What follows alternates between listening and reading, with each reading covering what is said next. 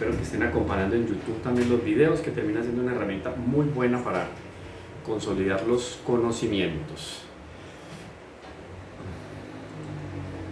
Aprovechamos entonces nuestras tres primeras aulas.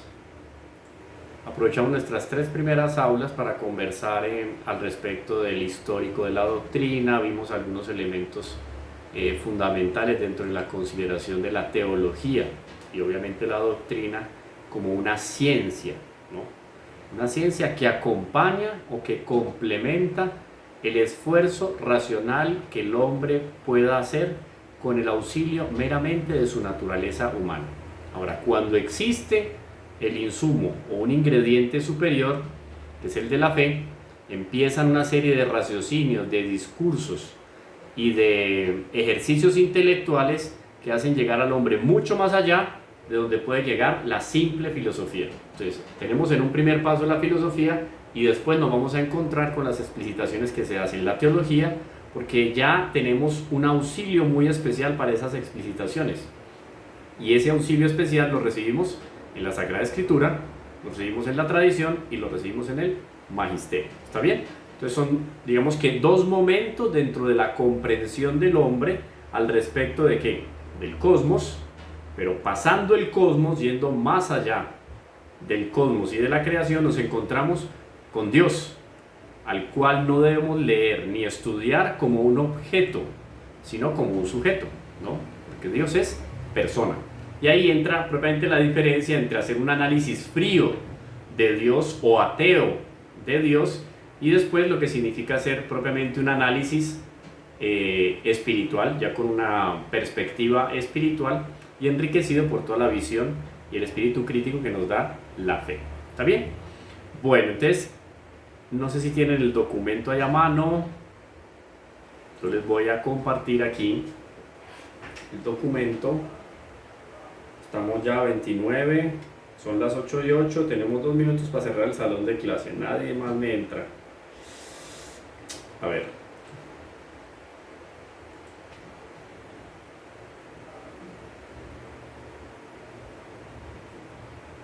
O a ver, yo pediría bueno, vamos a hacerlo de diferente.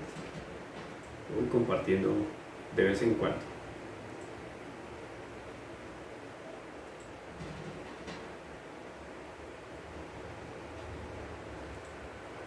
Ahí están viendo ustedes la pantalla.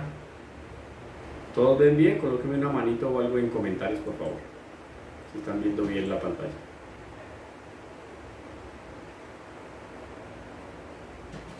Listo, perfecto, confirmado. Ok, gracias. Listo. Tenemos entonces aquí nuestro documento. No sé quiénes lo tienen ahí a la mano, pero bueno, este es nuestro insumo número 2. Somos un primer texto, más bien histórico y muy fundamental y muy introductorio dentro de este curso, y ahora tenemos este otro documento que ya nos abre un panorama más amplio y unas responsabilidades que vienen inherentes a este curso de doctrina. Vamos a ver ahora cuáles son esas responsabilidades. Entonces vamos a comenzar en un primer momento con este punto: la vida del hombre, conocer y amar a Dios. Miren que aquí no es solamente la finalidad, ¿no? O sea, ¿a dónde tenemos que llegar nosotros? ¿Cuál es nuestra meta?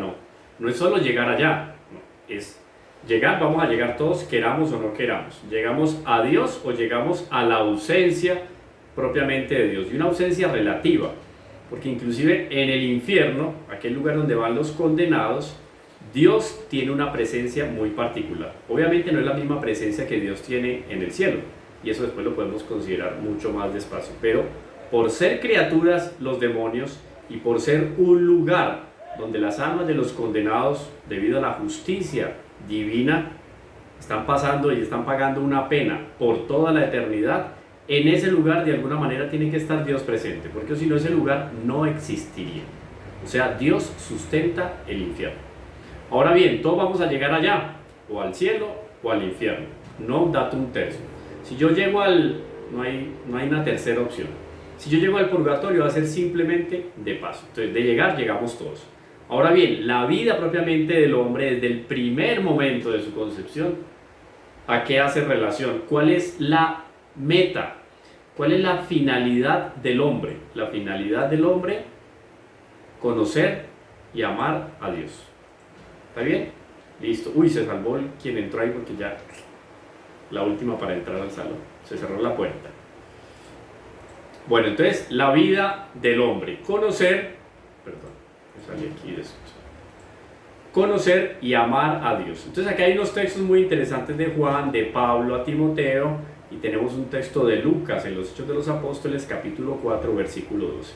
Dice: Padre, esta es la vida eterna, que te conozcan a ti, el único Dios verdadero, y a tu enviado Jesucristo. Son palabras de Juan. Entonces miren qué interesante. La vida eterna plena, la felicidad plena, la vida eterna es conocer a Dios. Ahora nosotros ya debemos de prepararnos en esta vida terrena para conocer, degustar más bien lo que es Dios. A mí me da pena, entonces yo voy a dejar entrar a Pablo. Pablo, te dejé entrar, pero ya le voy a echar tranca a la puerta. Aquí ya nadie más entra. El último fue Pablo. Tenemos entonces el texto de Juan, nos deja claro. ¿Qué estamos viviendo ahora? Es una degustación de la vida eterna. ¿Y qué nos vamos a encontrar después? En la vida eterna. La vida eterna propiamente. Ver a Dios cara a cara. Eso es lo que se llama dentro en la iglesia. La doctrina católica se define como la visión beatífica. La visión beatífica es la visión que los bienaventurados tienen de Dios cara a cara. Vamos a compartir la misma visión que tienen los ángeles que perseveraron en el cielo. Vamos a compartir la misma visión que todos los santos del Antiguo Testamento y justos tienen ahora en la presencia de Dios. Bueno, y Pablo más adelante le va a decir en su primera carta a Timoteo, le va a decir: Dios nuestro Salvador quiere que todos los hombres se salven y lleguen al conocimiento pleno de la verdad. En los textos propiamente paulinos, obviamente esa verdad no se escribe con una V mayúscula. Eso va a ser un desarrollo posterior de la teología. Pero cuando hablamos de verdad con V mayúscula, nos estamos refiriendo al propio Dios. Todo lo que es verdadero, auténtico y tiene alguna característica propia y asociada al bien, participa de lo bueno de Dios. Por ejemplo, Dios no es bueno. No. Teológicamente está mal enunciado ese principio. Dios no es bueno. Dios es la bondad. Y es muy diferente decir Dios es bueno a decir Dios es la verdad, es la bondad, perdón. ¿Por qué? Y yo voy a aclarar también que esto es lenguaje técnico. No quiere decir que cuando yo esté rezando, oh Dios, tú que eres bueno y todo, ay, me equivoqué, esto es una herejía. No, tampoco hay que llegar hasta allá. Depende del contexto, la palabra aplica. Pero objetivamente hablando, en un lenguaje técnico, Dios no es bueno, Dios es la bondad. Todos están viendo esta imagencita que hay de la Santísima Virgen atrás de mí, ¿cierto? Esta imagencita de la Santísima Virgen no es la Santísima Virgen. Tiene algo de la Santísima Virgen. Representa a la Santísima Virgen. ¿Está bien? Bueno, yo no sé si cuando yo estoy compartiendo pantalla ustedes también me están viendo a mí. Esa sí no me la sé. ¿Sí? ¿Igual? Ah, listo, perfecto. Qué pena mi ignorancia. Bueno. Entonces esta imagencita que está detrás de mí, esta imagencita tiene algo de la Santísima Virgen, pero no es la Santísima Virgen. Es muy diferente tener a ser, ¿no? Si la Virgen Santísima se aparece aquí, esta tiene la esencia de la Santísima Virgen. Aquí la imagencita tiene algo por participación de la Santísima Virgen. Miren que la diferencia es gigantesca, tiene una diferencia abismal. Lo mismo sucede con todos los seres creados en relación con Dios.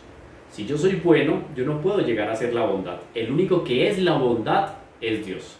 Un paisaje que yo veo que es bello, puede ser bellísimo, puede ser feérico, extraordinario, todo lo que ustedes quieran. Es bello, pero no es la belleza. Ese paisaje tiene simplemente una participación de la belleza de Dios. Entonces miren la diferencia tan grande. Vuelvo y leo el texto de la primera carta de Pablo a Timoteo. Dios nuestro Salvador, hay un micrófono por ahí abierto, creo. Por favor, revisemos cuál es el micrófono que está abierto. Ya lo cerraron. Gracias. Volvemos aquí a nuestro texto. Dios nuestro Salvador quiere que todos los hombres se salven y lleguen al conocimiento pleno de la verdad. Ese conocimiento pleno de la verdad lo vamos a tener ¿dónde? Recuerden esto, la visión beatífica, felicidad plena es que vamos a tener allá. ¿Por qué? Porque el hombre fue creado con un deseo de lo infinito. Todo hombre es naturalmente cristiano, eso lo decían los primeros padres de la iglesia, y esto es muy interesante, porque entonces cuando un hombre ha sido fiel a la ley natural que tiene escrita en su alma, en el fondo esa ley natural termina coincidiendo con los mandamientos de la ley de Dios. Digamos, en términos coloquiales nosotros podemos decir que Dios le entrega a Moisés un código que sintetiza la ley natural.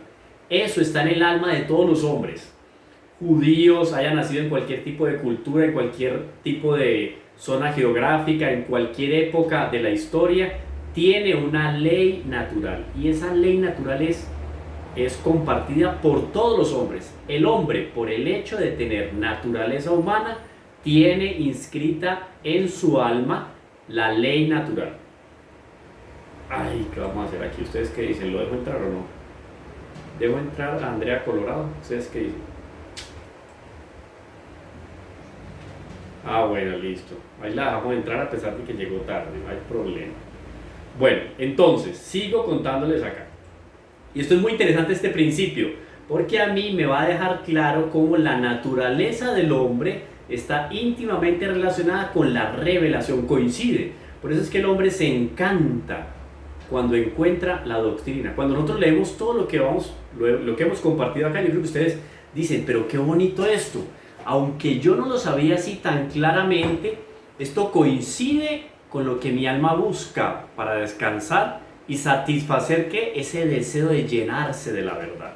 Entonces, independiente del hombre, donde haya nacido, en la época que haya nacido, en el lugar que haya nacido, tiene una ley natural. Y en esa ley natural inclusive se fundamentan los primeros esbozos de los derechos fundamentales del hombre en la antigüedad, etcétera, y las propias leyes romanas. Bueno, cualquier hombre tiene su ley natural. ¿Qué fue lo que Dios hizo al entregarle a Moisés? Repito, le entrega en los 10 mandamientos una síntesis, ¿cierto? Coloca en letras lo que ya está puesto en el alma de cada hombre. Por eso entonces, todo hombre, por el hecho de participar de la naturaleza humana, cuando se encuentra con la revelación, descansa, porque esa es la verdad para la cual el hombre fue creado.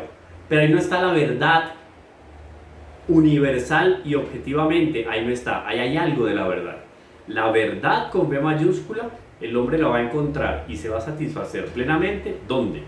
En la eternidad. ¿Está bien? Entonces, esto es lo que nos dice Pablo en la primera carta a Timoteo en el capítulo 23. Ahora, en los Hechos de los Apóstoles, en el capítulo 4, versículo 12, Lucas nos va a decir: no hay bajo el cielo otro nombre dado a los hombres por el que nosotros debamos salvarnos. No existe. Y esto de qué consignado aquí, no existe Mahoma, no existe Shiva, no hay otro nombre. El único nombre que existe bajo la tierra para nuestra salvación es Jesús, Jesucristo, el Salvador, el Mesías. ¿Está bien? Entonces, cuando los padres de la iglesia dicen que el hombre es naturalmente religioso, quiere decir que un hombre que nunca conoció la revelación ni la doctrina de la iglesia, cuando se encuentra con la revelación y la doctrina de la iglesia, si él ha sido fiel a la ley natural y si en ese momento es fiel a la ley natural, él va a adherir inmediatamente a la iglesia católica. ¿Por qué? Porque ahí está la verdad. ¿Está bien? Y aquí es bueno que nosotros empecemos a corregir algunos elementos que son mal interpretados, especialmente a partir del Concilio Vaticano II, en los documentos que se han venido desarrollando con respecto al ecumenismo. La iniciativa que tiene la Iglesia de llevar adelante el ecumenismo, digamos que esto es una estrategia apostólica, podemos llamarla así más bien coloquialmente. Esta estrategia apostólica del ecumenismo significa acercar a todas y cada una de las demás religiones, creencias, filosofías, etcétera, acercarlas con una diplomacia evangélica a la palabra de Dios, a la doctrina, que se conviertan y se bauticen. O sea, el ecumenismo no significa ser una especie de amalgama o de síntesis de las religiones y en función de eso dar gloria a Dios. No, no, no. El ecumenismo es convocar a todos y cada uno de los hombres a creer en la palabra de Dios y adherir a esta verdad con B mayúscula que es nuestro Señor Jesucristo. ¿Está bien? Eso es muy importante. Ahora bien, Dios, continúa el texto aquí, todos lo están acompañando, voy lo más grandecito, yo me voy a poner mis lentes.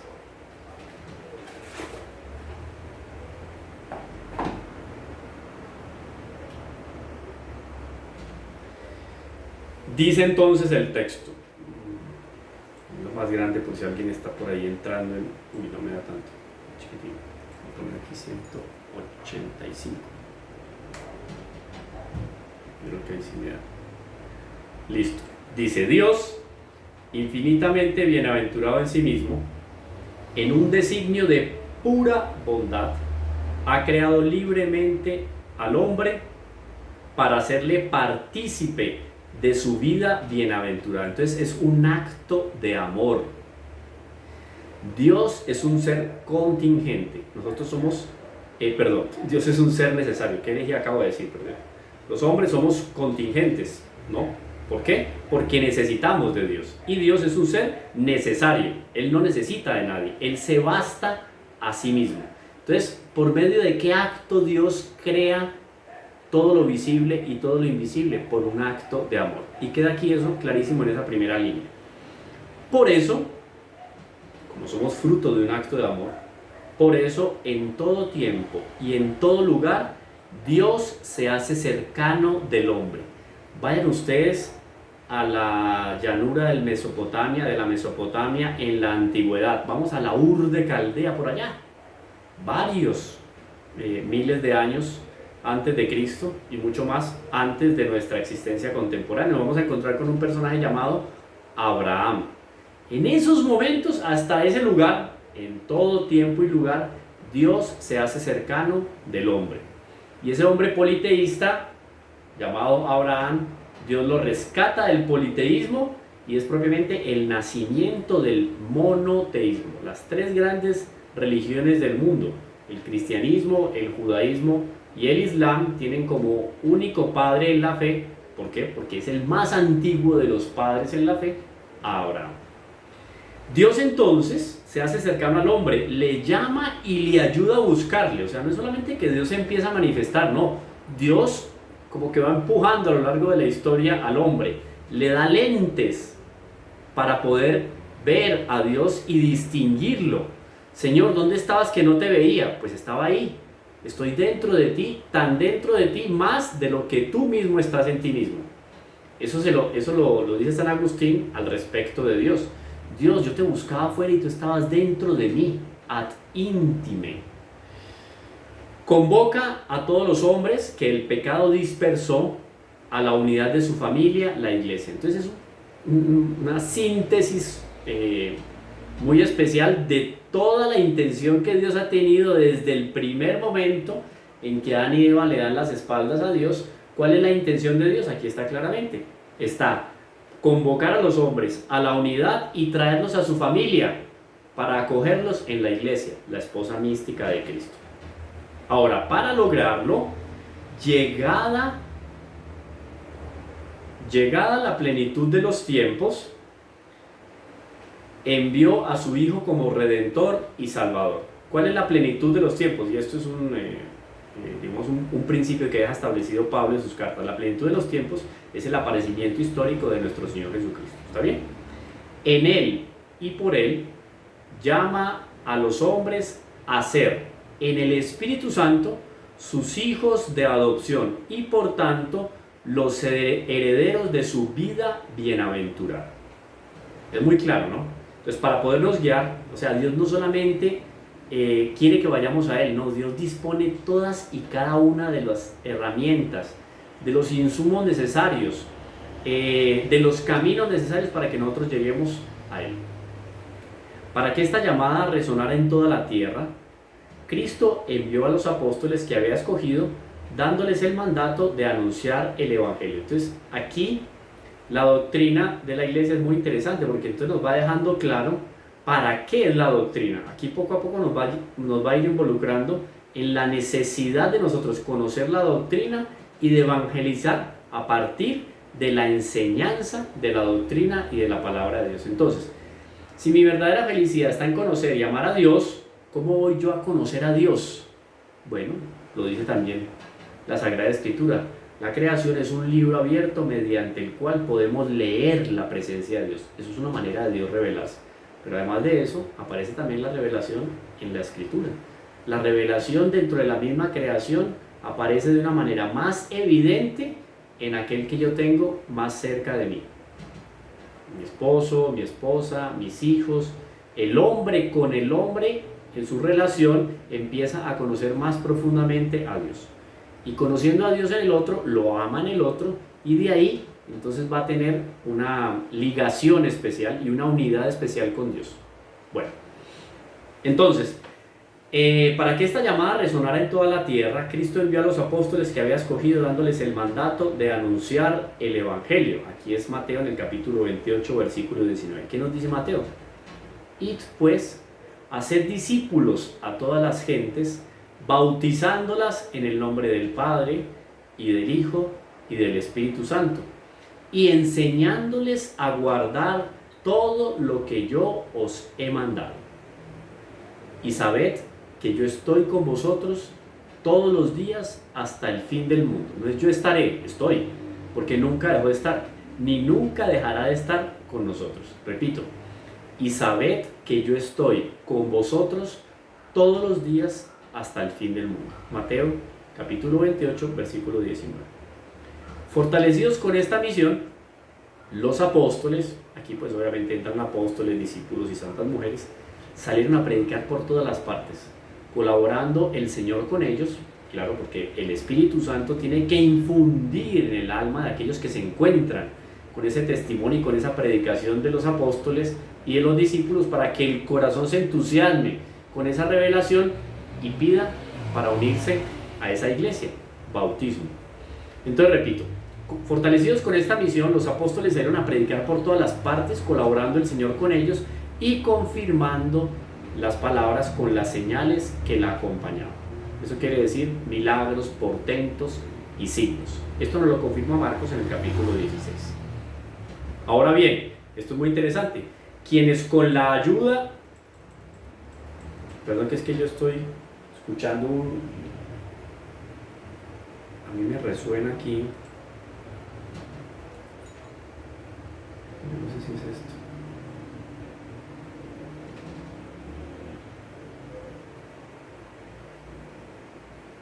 Aló, aló, aló. Aló. No, no sé. Aló, aló, aló, aló. Ahora sí. 1, 2, 1, 2, sí. Perdón, me están escuchando, ¿cierto? No, yo sigo aquí escuchando. Qué pena, es que yo estoy escuchando aquí una reverberación, pero no sé de dónde es. Entonces no me voy a poner los audífonos.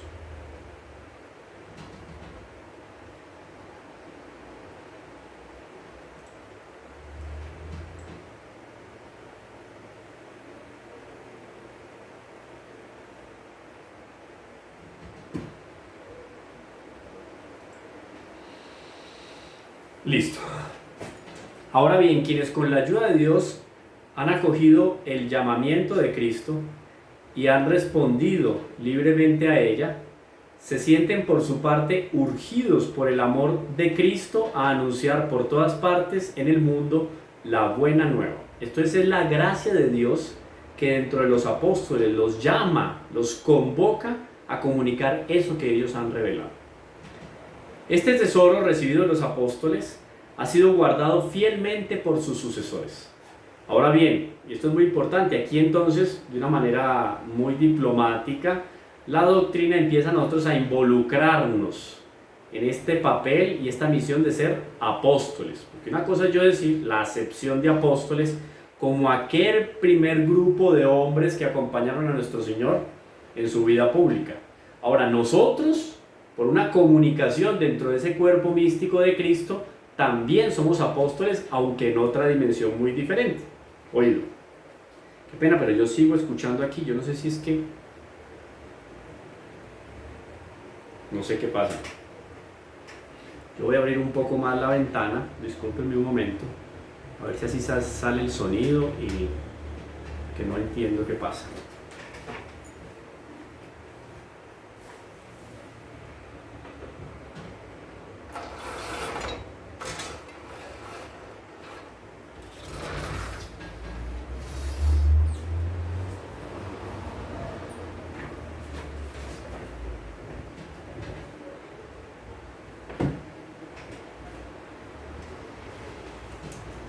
A ver, qué cosa tan particular.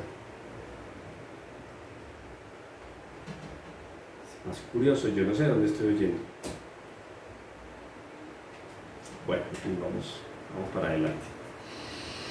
Bueno, ahora bien, este tesoro recibido de los apóstoles ha sido guardado fielmente por sus sucesores. Todos los fieles de Cristo son llamados a transmitirlo de generación en generación, anunciando la fe. Oídos, son varias responsabilidades que tenemos por el hecho de ser bautizados.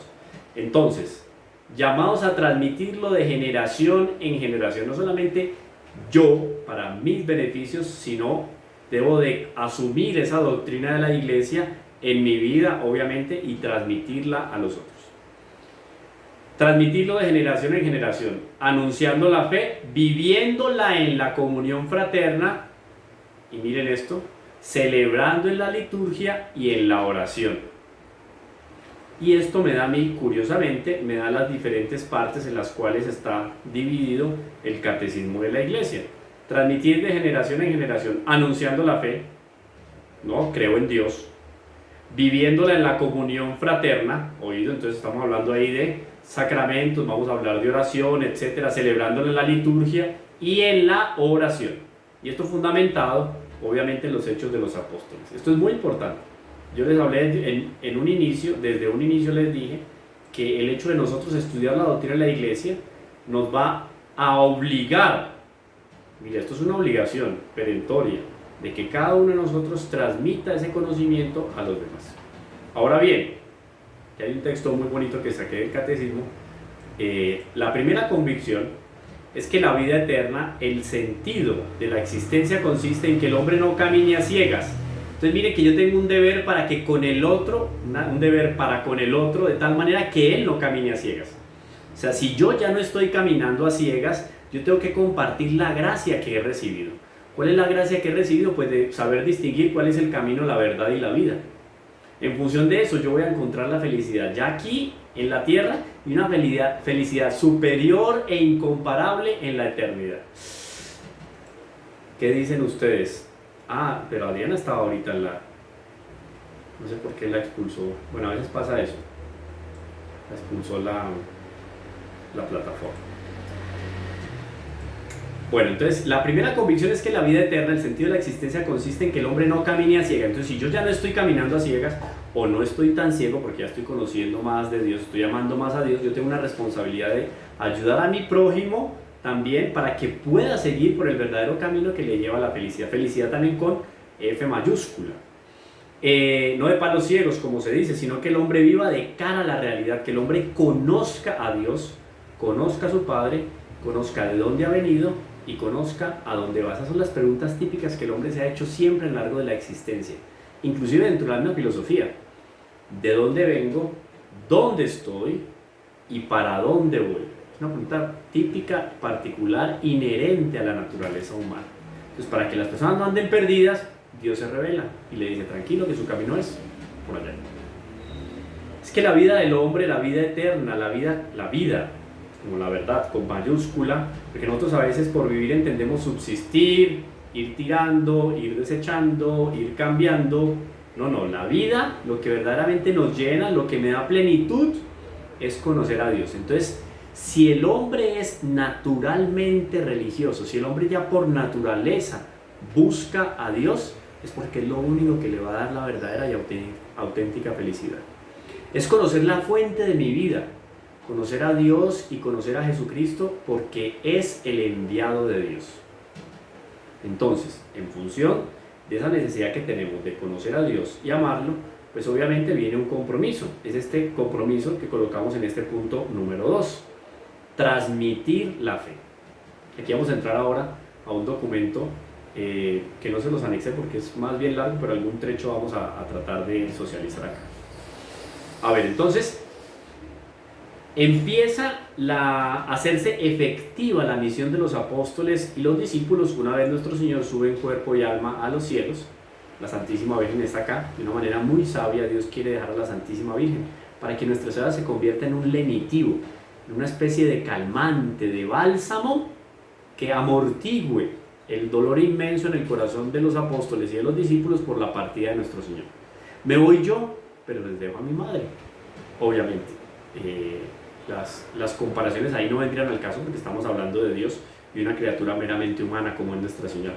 Pero seguramente hubiera sido mucho más fuerte, quizás muy trágico, que nuestro Señor se hubiera ido de la faz de la tierra, ese ido entre comillas, porque sabemos que Él permanece, como lo digo ahora, en la presencia eucarística, el cuerpo, sangre, alma y divinidad, además de otro tipo de presencias de nuestro Señor Jesucristo, pero presencia real ahí, en el Santísimo Sacramento del altar. Entonces que Él se hubiera ido en cuerpo y alma al cielo y se hubiera llevado de una vez a la Santísima Virgen. Uy, el dolor hubiera sido un golpe muy fuerte. Ahora dejó a Nuestra Señora. Esas comunidades cristianas empiezan a consolidarse y empieza la transmisión oral de la palabra de Dios. Está escribiendo ya Juan a finales del siglo I, ya escribió Pablo sus diferentes cartas, conocemos los evangelios, etcétera, ya sé, pero no todas las comunidades cristianas tenían la posibilidad de contar, como nosotros hoy en día contamos, con este librito, Sagrada Escritura. Obvio que no. Si ya para el siglo XVI fue muy complicado multiplicar las ediciones de la Sagrada Escritura, ahora ustedes se imaginen en el siglo I. Las primeras comunidades iban conociendo la palabra de Dios a través de ¿qué? De la transmisión oral, catequesis.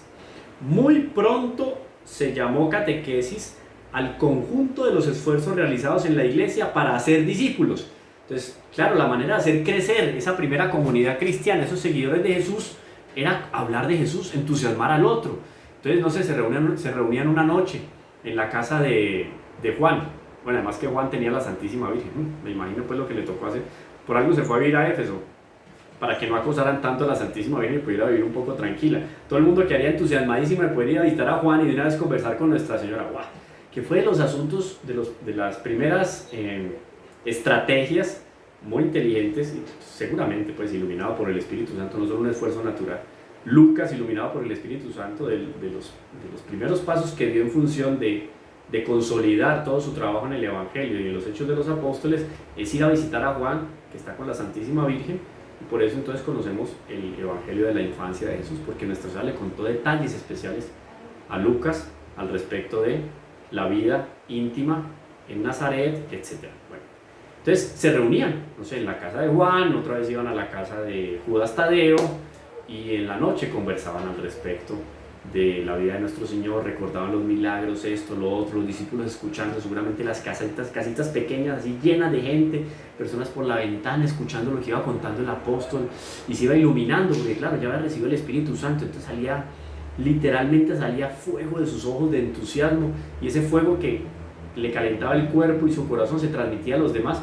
La iglesia iba creciendo, se iba alimentando de la palabra de Dios. Y en el primer día de la semana empezaron a celebrar la Eucaristía.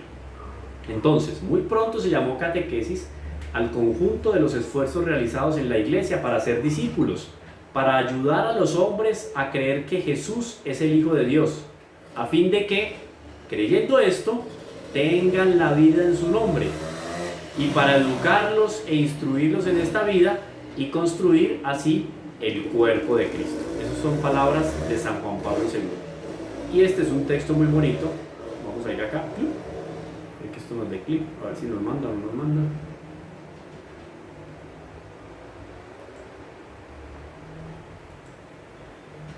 Aquí está el texto. Miren, esto es una exhortación apostólica de San Juan Pablo II al episcopado, si ven aquí, al clero y a los fieles de toda la iglesia sobre la catequesis en nuestro tiempo. Entonces, en este texto vamos a involucrar este primer punto de esa exhortación apostólica de San Juan Pablo II. La última consigna de Cristo. Entonces, esto es lo que sucede en los primeros tiempos de la iglesia y que, obviamente, se viene realizando a lo largo de toda la historia de la iglesia, porque el crecimiento de la doctrina es fruto del deseo de compartir la visión y el conocimiento y la experiencia que yo puedo tener de Dios. ¿Está bien? Dice entonces, la última consigna de Cristo. Dice entonces San Juan Pablo II, la catequesis ha sido siempre considerada por la iglesia como una de sus tareas primordiales, ya que Cristo resucitado, antes de volver al Padre, dio a los apóstoles esta última consigna. ¿Cuál es tu último deseo? Normalmente le preguntan a una persona cuando está al borde de la muerte, o si va a partir para un lugar muy peligroso. Bueno, ¿cuál es tu última consigna? ¿No? ¿Cuál es tu último deseo? ¿Cuál fue el último deseo de nuestro Señor? Hacer discípulos a todas las gentes, enseñándoles a observar todo lo que Él había mandado. Oído, ya lo leíamos antes en este documento. Y apóstol y discípulo no son solo aquellos que compartieron durante 3 años la vida pública de nuestro Señor. Estamos todos y cada uno de nosotros ahí involucrados.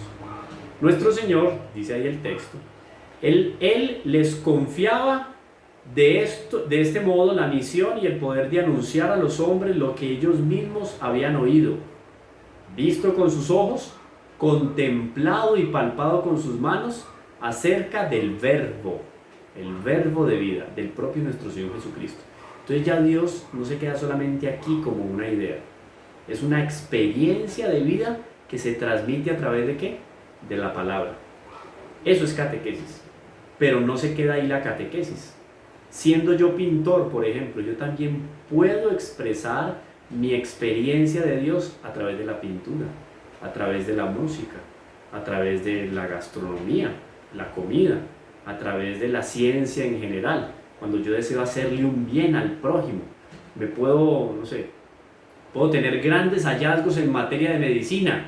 ¿Por qué? Porque mi deseo es ayudarle al prójimo. Y de seguro que cuando un técnico, un tecnólogo, un científico, un profesional tiene en su cabeza el deseo de dar a conocer a Dios y de ayudar al prójimo, surgen grandes invenciones. Y algunas invenciones, de hecho, en la historia parten de ese principio del amor a Dios y del amor al prójimo. Por ejemplo, los benedictinos.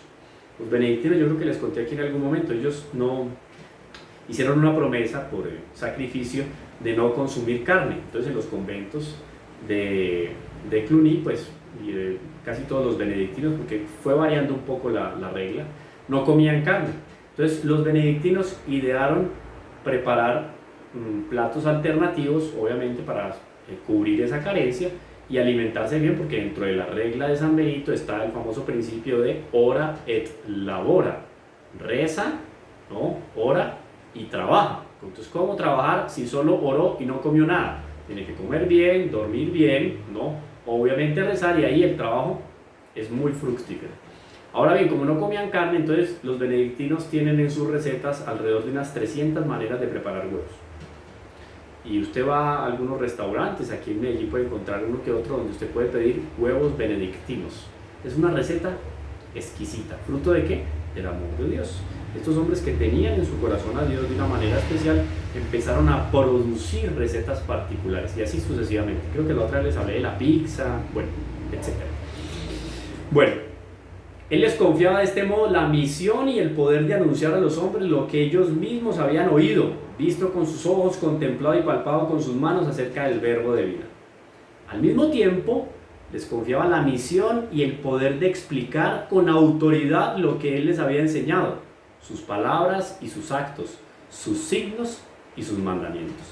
Y les daba el Espíritu para cumplir esta misión. Y esto es muy importante, porque yo puedo tener muchos principios aquí en la cabeza al respecto de la doctrina, y a la hora de yo hacer apostolado, de evangelizar o de hacer una catequesis, si la gracia de Dios, o sea, si Dios no mueve los corazones de mis oyentes, ningún corazón se mueve. O sea, no es a partir de la fuerza de mi palabra ni de mis argumentos. Ya dijimos, el principal ingrediente dentro de la reflexión teológica es la fe. Y quien está en una catequesis, por más simple que parezca, de primera comunión, está haciendo una reflexión teológica. Esa reflexión teológica no tiene fruto si no está fundamentada ¿en qué? En la fe. Entonces yo debo de consolidar los efectos, o más bien pensar en que esos efectos se van a hacer una realidad en el otro, cuando yo predico la palabra de Dios, su doctrina, etc., cuando yo estoy convencido que la fuerza de Dios, sea la gracia, está habitando y va a mover el corazón de aquel que me está escuchando. Eso es muy importante. Por eso aquí dice que, y les daba el Espíritu para cumplir esta misión. Muy pronto, seguimos aquí con el mismo documento de San Juan Pablo II, muy pronto se llamó catequesis al conjunto de esfuerzos realizados por la Iglesia para ser discípulos, para ayudar a los hombres a creer que Jesús es el Hijo de Dios. No, pues si Dios se reveló, esperemos a ver en qué momento Él va a tocar el corazón de cada uno. No, yo estoy en la obligación, ¿no?, de ser un puente y un conducto para llevar esa palabra de Dios. Para ayudar a los hombres a creer que Jesús es el Hijo de Dios, a fin de que mediante la fe ellos tengan vida en su nombre. Para educarlos e instruirlos en esta vida y construir así el cuerpo de Cristo. ¿Cuál es el cuerpo de Cristo? Eso ya lo hemos dicho muchísimas veces. El cuerpo místico de Cristo es la Iglesia. La Iglesia no ha dejado de dedicar sus energías a esa tarea. O sea, un empeño grandioso, faraónico que ha tenido la Iglesia siempre es el de comunicar a los demás la palabra de Dios, hacer pública la palabra y el mensaje de nuestro Señor Jesucristo. Ahora bien, ¿qué termina siendo la catequesis? El apostolado, porque esta palabra no podemos encerrar este término digamos, en un contexto específico dentro de una iglesia, dentro de un grupo parroquial, no. Cuando digo catequesis, digo apostolado y digo evangelización en cualquier ambiente. Ahora bien, la catequesis, miren bien, es una educación en la fe de los niños, de los jóvenes y adultos, o sea, en todo el mundo, que comprende de manera especial una enseñanza de la doctrina cristiana, dada generalmente de un modo orgánico y sistemático, con miras a iniciarlos en la plenitud de la vida cristiana. O sea, la idea es entronizar en el corazón del prójimo la palabra de Dios. ¿Cómo? A partir de la evangelización, ya dije, palabra, por los actos, por el testimonio. Ahora bien, sin confundirse con ellos, bueno, yo no sé, ¿tienen alguna pregunta? Aquí Claudia pregunta con respecto a los benedictinos, que si era malo comer carne. No, uno no hace abstinencia porque eso sea malo. Antes puede ser porque es muy bueno, ¿cierto? De la carne, ese es el ejemplo, porque la carne es un plato delicioso, pero es un plato tal vez más costoso. Entonces era una especie de renuncia que hacían los religiosos de ciertos placeres que son lícitos, ¿cierto? Miren que renunciaban a la carne, pero no renunciaban, por ejemplo, a la cerveza. Para algunos puede ser un placer la cerveza, a mí me encanta la cerveza. El licor alegra el corazón del justo. Otra cosa es que en exceso ya entra uno propiamente en un pecado de gula. Ahí sería un desenfreno o un uso desequilibrado de las criaturas. Ahora bien, las cervezas, por ejemplo, los monjes se alimentaban normalmente de pan y de cerveza durante la Cuaresma. La cerveza era llamada el pan líquido, o sea, no por el hecho de ser licor o por el hecho de la carne ser carne es mala, no, es simplemente por abstenerse de un placer legítimo para darle mayor gloria a Dios. Entonces los monjes dentro de los monasterios, para hacer más liviano ese sacrificio de alguna manera, entonces preparaban los huevos en toda esa variedad, más de 300 maneras de preparar huevos, ¿está bien? Como un ayuno, ¿sí? Bueno, continuamos entonces. Sin confundirse con ellos, la catequesis se articula dentro de un cierto número de elementos de la misión pastoral de la Iglesia. Entonces esta enseñanza de la doctrina hace parte de todo un escenario dentro de la evangelización para dar a conocer a Jesús, que tiene un aspecto catequético, que preparan para la catequesis o que derivan de ella. Miren cuáles son. Primer anuncio del Evangelio o predicación misionera para suscitar la fe. Eso puede ser una estrategia. Yo no puedo llegar a una comunidad no católica o católica y fría, llegar directo a tratar sobre, no sé, los sacramentos. No, vamos a tratar sobre otra serie de elementos. Hay que tener un plan estratégico para llevar la palabra de Dios. Existe también entonces, dentro de todo este panorama de la catequesis, la búsqueda de razones para creer. Eso es muy interesante, porque entonces yo le voy a mostrar a las personas la necesidad que ellos tienen de conocer a Dios para encontrar su felicidad. Después voy a hablar de una experiencia de la vida cristiana, entonces voy a tomar como punto de referencia a hombres y mujeres a través de la historia que brillaron de manera especial por el seguimiento de Cristo. Después viene el testimonio apostólico, hace parte también de la catequesis, y misionero. Testimonio apostólico y misionero, que de alguna manera terminan involucrándose los dos, pero que el misionero tiene una razón más específica en aquellos lugares donde no ha llegado la palabra de Dios o donde difícilmente se puede llevar de manera permanente esa palabra de Dios. Eso es un territorio de misión. Bueno, ahora ese mismo documento de San Juan Pablo II dice algo muy interesante. Esta catequesis, y recordemos que estamos hablando de la catequesis porque es el compromiso que nosotros hemos asumido como bautizados.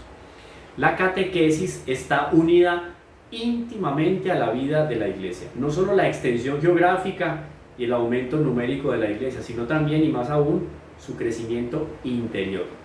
Lo dije también, si no estoy mal, en la primera aula que tuvimos. Cuando yo busco conocer más a Dios, le estoy dando la oportunidad al corazón de que también pueda amar más a Dios, porque las dos vías van por el mismo camino. No solo la extensión geográfica y el aumento numérico de la iglesia, eso no es lo que se busca con la evangelización del apostolado, no solamente, muy bueno, y el número interesa, sino también y más aún su crecimiento interior. Entonces muy bonito ir a misión donde aquellos que nunca han conocido la palabra de Dios, pero hoy en día a nivel urbano, la pastoral urbana es muy necesaria, porque podría ser peor la situación de un cristiano que se enfrió y está viviendo como si Dios no existiera. Puede ser peor la situación de él a la situación de un pagano que nunca conoció a Dios.